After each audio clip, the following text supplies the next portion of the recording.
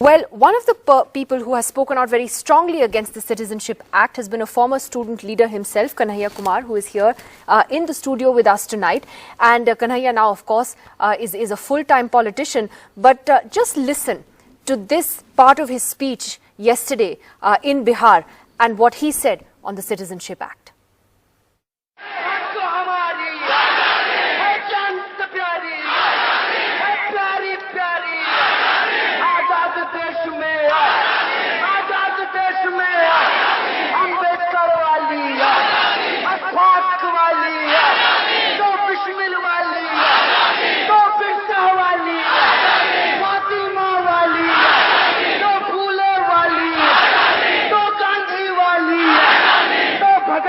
हम लड़के लेंगे, अरे सुन ले मोदी, हम लड़के लेंगे, हम लेके रहेंगे, तुम कुछ भी कर लो, तुम पुलिस बुलाओ, तुम डंडे मारो, हम नहीं झुकेंगे, तुम जेल में डालो, हम नहीं रुकेंगे, हम लेके रहेंगे।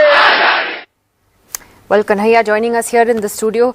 कन्हैया जी, आप तो आज़ादी की बात कर रहे हैं। पहले तो आपको पता है ना ये सब बोलने से क्या प्रॉब्लम हुई थी, लेकिन आप किस आज़ादी की बात कर रहे हैं जब आप इस आज़ादी की बात करते हैं?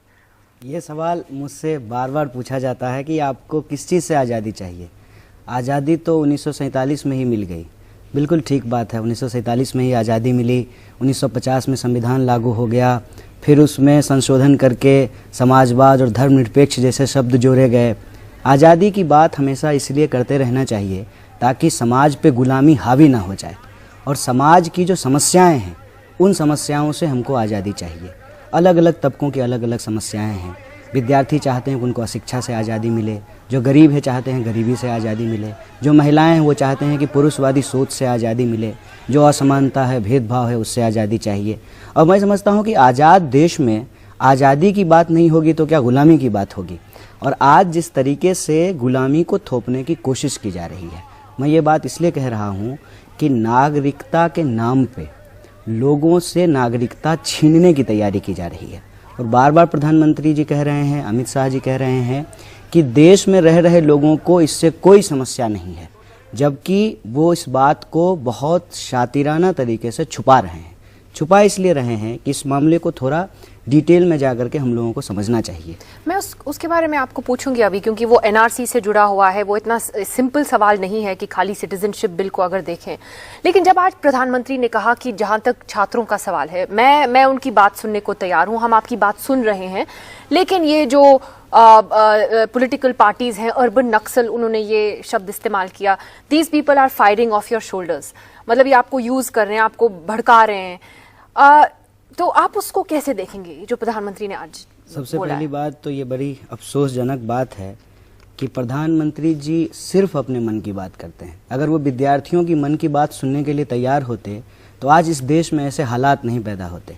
जब सरकार अपने नागरिकों की बात सुनना बंद कर देती है तभी नागरिकों को मजबूरन सड़कों पर उतरना पड़ता है। जहाँ तक वो कह रहे हैं विद्यार्थियों के कि आपके कंधे पे अर्बन नक्सल लोग जो है वो बंदूक चला रहे हैं, तो कहीं ना कहीं एक बार फिर से वो असल मुद्दों को गुमराह कर रहे हैं। इसमें एक बुनियादी चीज़ हम लोगों को समझने की ज़रूरत है। पहली बात, कैंपस में जो आज सीएए या एनआरसी को लेकर के विरोध शुरू हुआ है, इसकी एक पृष्ठभूमि है। पृष्ठभूमि ये है कि पिछले लगभग 5 सालों से इस देश की सरकार ने अपने ही कैंपस के विद्यार्थियों के खिलाफ एक युद्ध छेड़ रखा है। अलग अलग समय में आप देखेंगे कि अलग अलग सवालों को लेकर किसी न किसी कैंपस में प्रोटेस्ट होते रहते हैं, और वो विद्यार्थियों के पढ़ाई लिखाई से जुड़े हुए मुद्दे हैं। अगर जामिया की ही बात करें तो जामिया में सेक्सुअल हैरेसमेंट के खिलाफ एक टीचर जो जामिया में ही थे उसके खिलाफ विद्यार्थी प्रोटेस्ट कर रहे थे। जेएनयू की अगर बात करेंगे तो फीस वृद्धि के खिलाफ प्रोटेस्ट कर रहे थे। जादवपुर की बात करेंगे, हर कैंपस में वो अपने हक की लड़ाई लड़ रहे थे। लेकिन एक जिम्मेदार नागरिक होने का क्या मतलब होता है, और कैंपस की यह जिम्मेवारी है कि वो अपने विद्यार्थियों को एक जिम्मेवार नागरिक बनाए। और जिम्मेदार नागरिक होने का मतलब ये होता है कि संविधान के ऊपर यदि कोई हमला है, अगर इस देश की एकता और अखंडता के ऊपर कोई हमला है, इस देश की संविधान की मूल भावना के ऊपर हमला है, कोई देश विरोधी कानून अगर इस देश में समाज को तोड़ने के लिहाज से लाया जा रहा हो, तो एक जिम्मेदार नागरिक की तरह उसका विरोध करे।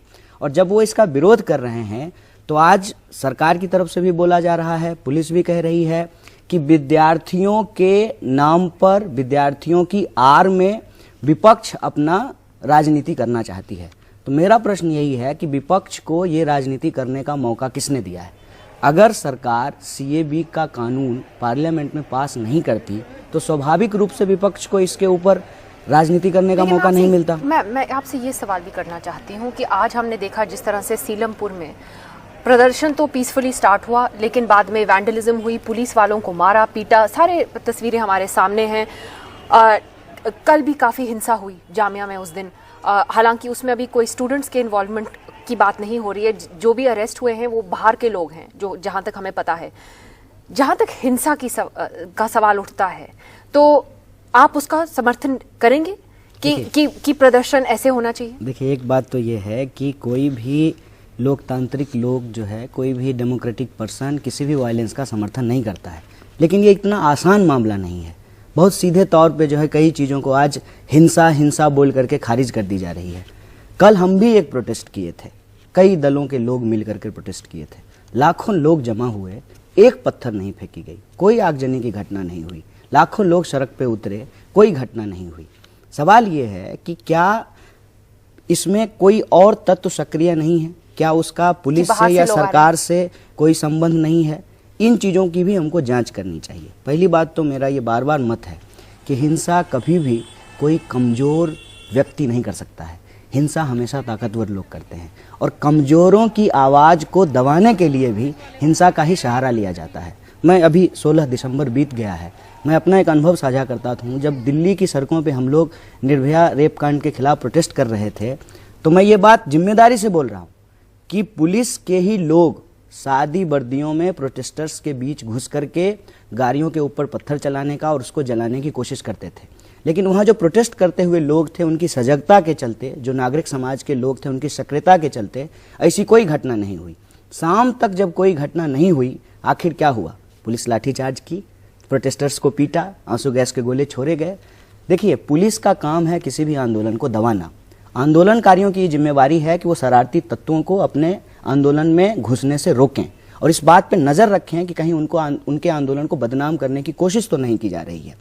और हिंसा किसी भी चीज़ का सॉल्यूशन नहीं है, इसलिए हम लोग कहते हैं पीसफुल प्रदर्शन होना चाहिए। एक और सवाल खड़ा हुआ है, पिछले कुछ दिनों में हम देख रहे हैं कई लोग कह रहे हैं कि जो स्टूडेंट्स हैं, जो छात्र हैं, उनको पॉलिटिकल प्रोटेस्ट नहीं करना चाहिए, उनको पॉलिटिकल मतलब की पॉलिटिक्स ऑफ कैंपस। और आपको हंसी आ रही है, मुझे भी आ रही है, क्योंकि हमें पता है कि कई नेता जो हैं इस देश में वो स्टूडेंट पॉलिटिक्स से ही उभर कर आए हैं। आप बीजेपी के ही नेता देख लें, जब इमरजेंसी हुई प्रधानमंत्री को ही देख लें, अमित शाह को ही देख लें। तो फिर आप क्या कहेंगे ऐसे लोगों को जो कहते हैं कि छात्रों को तो पॉलिटिक्स करनी नहीं चाहिए? देखिए, दरअसल बात इसमें यह है कि अमित शाह जी स्टूडेंट पॉलिटिक्स किए हैं और उनको मालूम है कि स्टूडेंट पॉलिटिक्स की क्या ताकत होती है, तो वो नहीं चाहते हैं कि आगे भी स्टूडेंट पॉलिटिक्स हो। अगर आगे स्टूडेंट पॉलिटिक्स होगा तो वो अपने बेटे को BCCI का जनरल सेक्रेटरी नहीं बना पाएंगे, महासचिव नहीं बना पाएंगे। हर नेता यही करता है कि वो जिस रास्ते से नेता बनता है उस रास्ते को बंद कर देना चाहता है। और ये सिर्फ देश के स्तर पर नहीं हो रहा है, अलग अलग राज्यों के स्तर पर भी हुआ है। जो लोग स्टूडेंट पॉलिटिक्स से जीत करके आए हैं वो आगे स्टूडेंट पॉलिटिक्स को ख़त्म कर रहे हैं। यहाँ स्टूडेंट्स पॉलिटिक्स से इतर मैं एक बात कहना चाहता हूँ जो बहुत ज़रूरी है। आज जो CAA और NRC को लेकर के कन्फ्यूजन फैलाया जा रहा है उसको समझना बहुत ज़रूरी है। ये कहा जा रहा है कि देश में रह रहे मुसलमानों के ऊपर इसका कोई असर नहीं पड़ेगा। ठीक बात बोल रहे हैं, सिर्फ मुसलमानों पे असर नहीं पड़ेगा, इस देश के हर उस गरीब के ऊपर असर पड़ेगा जिसके पास डॉक्यूमेंट नहीं होते। और एक अलग उदाहरण से मैं इसको समझाने की कोशिश करता हूँ। आप कह रहे हैं हिंदू मुस्लिम सवाल नहीं है, ये गरीब लोगों पे सबसे ज्यादा ये हिंदू मुसलमान नहीं बल्कि हिंदुस्तान का सवाल है। ये सब लोगों को ये बात समझना चाहिए। उसका एक मैं बहुत ही क्योंकि असम में भी यही हुआ, मौजूद उदाहरण मैं आपको दे रहा हूँ कि देश के PF अकाउंट में 40,000 करोड़ रुपया जमा है। और ये किसका पैसा है? जो लोग 10,000 रुपये से कम कमाते हैं वो अपना PF अकाउंट को क्लेम क्यों नहीं कर पाते हैं? मान लीजिए कि आपका नाम निधि है, NIDHI आप लिखे हैं, लेकिन आपके किसी डॉक्यूमेंट में NEEDHI लिखा हुआ रहेगा, आप अपना पैसा क्लेम नहीं कर पाएंगे। आप किसी भी गरीब आदमी का वोटर ID उठा करके देख लीजिए, नाम उसका रहेगा, फोटो उसके पिताजी का उसमें चिपका रहता है, पति का नाम रहेगा, पत्नी का फोटो लगा हुआ रहता है। ये इस देश में सरकारी कामकाज की हालत है। कोई डॉक्यूमेंट अगर आप बनवाने के लिए जाइए, बर्थ सर्टिफिकेट बनाने जाइए या मृत्यु प्रमाण पत्र बनवाने जाइए, आपको घूस देना पड़ेगा। आप रेसिडेंशियल सर्टिफिकेट बनाने जाइए, आपको घूस देना पड़ेगा। तो डॉक्यूमेंट के नाम पे और देश के हर नागरिक को लाइन में लगना पड़ेगा अपना डॉक्यूमेंट बनाने के लिए। सीएबी और एनआरसी को जब लोग अलग अलग करके देख रहे हैं तो वो कंफ्यूज हो रहे हैं। दरअसल पूरा ये मामला शुरू हुआ है आसाम से। आसाम में इनका एक्सपेक्टेशन ये था कि ज़्यादा मुस्लिमों का नाम आएगा, लेकिन वो हुआ नहीं। 19 लाख में से लगभग 15 लाख जो हैं वो गैर मुस्लिम आए हैं। तो अब इनको लगा कि जब हम पूरे देश में एनआरसी करेंगे तो ऐसे लोग तो करोड़ों लोग होंगे, तो इसमें अपनी वोट बैंक की राजनीति को कैसे साधा जाए। इसीलिए आप देखेंगे कि डॉक्यूमेंट को आधार बना करके इस देश में रह रहे लोगों को परेशान किया जाएगा। बाहर से कौन आए हैं, ये बहुत इंपॉर्टेंट बात है, क्योंकि शायद ये ममता बनर्जी भी यही कह रही हैं कि ये खाली हिंदू मुस्लिम सवाल नहीं है, ये गरीबों का सवाल है। और जो गरीब लोग डॉक्यूमेंट किनके पास नहीं होता बिल्कुल। और असम में भी यही हुआ। हमने देखा कि कई लोग हैं जो गरीब हैं, जिनके पास डॉक्यूमेंट्स नहीं है, फ्लड्स में डॉक्यूमेंट्स गायब हो गए, उनके पास डॉक्यूमेंटेशन नहीं है। नोमैडिक ट्राइब्स हैं। बिल्कुल। और मगर ये प्रदर्शन जो है स्टूडेंट्स का, इसका आगे आपको क्या लगता है? देखिए, अभी तक तो कैंपस में ठीक है, 1-2 दिन और चल सकता है यहाँ प्रदर्शन, वहां हो सकता है कल और कम हो जाए, लेकिन इसको क्या आप एक टर्निंग पॉइंट मान सकते हैं कि it is too early to say that? देखिए, ये तो हम नहीं कह सकते हैं कि भारत इन चीज़ों से कब मुक्त होगा, लेकिन मुझे ये लगता है कि हर एक जन आंदोलन एक बड़े जन आंदोलन के लिए आधार तैयार करता है। इसीलिए मैं ये बात बोल रहा हूँ कि कैंपस में पहले से अलग अलग सवालों को लेकर के आंदोलन हो रहे थे। वो अगर आंदोलन नहीं हो रहे होते तो आज एनआरसी और सीएबी को लेकर के भी कोई आंदोलन नहीं बन पाता। हम पिछली सरकार में ये देखे हैं कि विद्यार्थी यूजीसी के सामने अपने फेलोशिप के लिए प्रोटेस्ट कर रहे थे। फिर जब रोहित वेमुला की घटना हुई तो लोग दलित अधिकार के लिए प्रोटेस्ट करने लगे और धीरे धीरे अलग सवालों को लेकर के प्रोटेस्ट किया और अंततः देश की राजनीति में ये स्टेब्लिश हुआ कि इस देश के कैंपस विपक्ष की भूमिका निभा रहे हैं।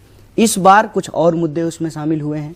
मुझे लगता है कि सरकार अगर अपनी इस डिवाइड एंड रूल और डाइवर्ट एंड रूल की पॉलिसी से बाहर नहीं आती है और अंग्रेजों की पॉलिटिक्स के द्वारा, अंग्रेजों के टैक्टिक्स के द्वारा अगर इस देश को डिवाइड करना बंद नहीं करती है, तो जितने भी संविधान से प्यार करने वाले लोग हैं, इस देश से प्यार करने वाले लोग हैं, जो सिविलियंस के राइट को की बात करने वाले लोग हैं, जो चाहते हैं कि कहीं भी हिंसा नहीं हो, ना कश्मीर में हिंसा हो, ना जामिया में हिंसा हो, ना गुवाहाटी में हिंसा हो, ना पटना में हिंसा हो, जो पीसफुल लोग हैं, जो पीस लवर लोग हैं, जो चाहते हैं कि सोसाइटी में इक्वलिटी हो, हमारा देश आगे बढ़े और वेलफेयर स्टेट में रोजी रोटी, कपड़ा, मकान, शिक्षा, स्वास्थ्य, सड़क, बिजली, पानी, इसकी चर्चा हो, राजनीति मुद्दा विहीन नहीं हो, राजनीति में किसानों की आत्महत्या की भी बात हो, रोज हो रहे बलात्कार भी इस देश की राजनीति का मुद्दा बने, वो लोग प्रोटेस्ट करेंगे। वो कह रहे हैं कि हम सुनना चाहते हैं स्टूडेंट्स क्या कहते हैं। क्या आपको लगता है कि वो वाकई सुनना चाहते हैं कि आप लोग क्या, कि स्टूडेंट्स क्या कह रहे हैं? हमको लगता है कि वो एक बदले के मोड में है।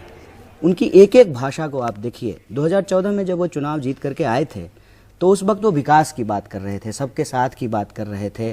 वो कह रहे थे कि हम काला धन पे जो है रोक लगाएंगे।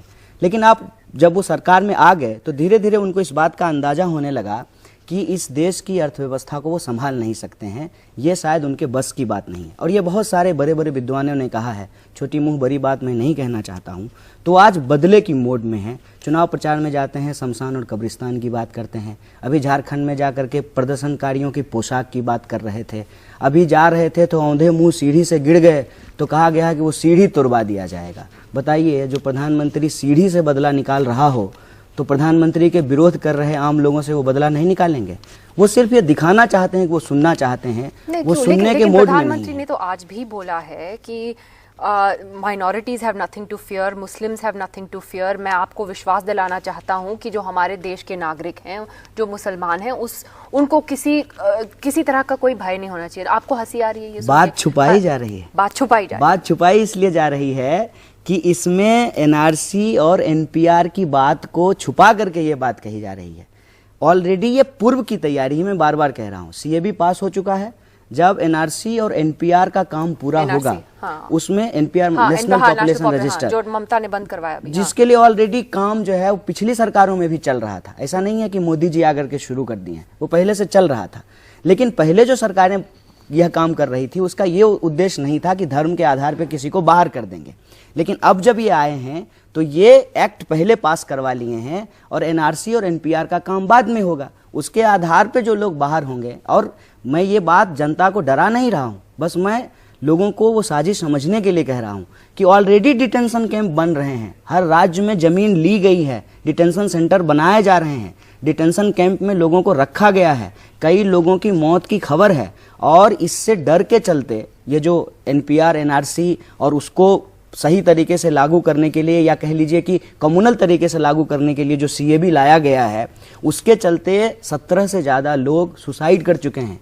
और मैं बार बार ये कहता हूं कि जिस तरीके से काला धन को रोकने के नाम पर देश की आम जनता को, गरीब जनता को लाइन में लगा दिया गया और अर्थव्यवस्था को आईसीयू में पहुंचा दिया गया, उसी तरीके से घुसपैठियों को बाहर करने के नाम पे इस देश के आम नागरिकों को लाइन में लगा दिया जाएगा और इस देश के जो गरीब लोग हैं, जो कमजोर लोग हैं, उनको परेशान किया जाएगा, उनको सेकेंड क्लास सिटीजन बनाया जाएगा और इनका हिंदू मुसलमान का एजेंडा इससे कंप्लीट होगा। इस देश के लोग बेसिक इशूज छोड़ करके हिंदू मुसलमान के बहस में लीन हो जाएंगे। कन्हैया कुमार, हमसे बात करने का बहुत बहुत शुक्रिया। Thank you for coming in to the studio today and speaking your mind as you always do. Kanhaiya, thanks very much. I want to